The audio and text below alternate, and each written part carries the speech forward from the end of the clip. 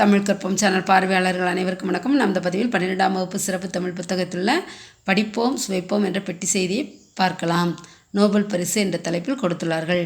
Alfred நோபலின் பெயரில் 1895ஆம் ஆண்டு Nobel அறக்கட்டளை நிறுவப்பட்டது. நோபல் அறக்கட்டளை யாருடைய பெயரில் எந்த ஆண்டு நிறுவப்பட்டது என்று வினாக்கள் இடம்பெறலாம். ஆல்பிரட் நோபலின் பெயரில் 1895ஆம் ஆண்டு நிறுவப்பட்டது.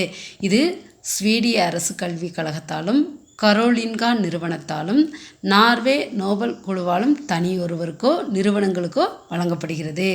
1901ஆம் ஆண்டு முதல் வேதியியல், இயற்பியல், இலக்கியம், அமைதி, மருத்துவம் ஆகிய துறைகளில் பெரும் பங்களிப்பு நல்கியவர்களுக்கு இவ்விருது வழங்கப்படுகின்றது.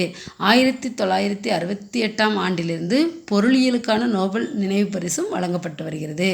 ஃப்ரெண்ட்ஸ், அடுத்து ரொம்ப முக்கியம். ரவீந்திரநாத் தாகூர் 1913ஆம் ஆண்டு தமது கீதாஞ்சலி என்ற நூலுக்கு இலக்கியத்திற்கான நோபல் பரிசை பெற்றார். நம்முடைய ரவீந்திரநாத் தாகூர் அவர்கள் எந்த வருஷம் நோபல் பரிசு பெற்றார் என்று கேட்கலாம்.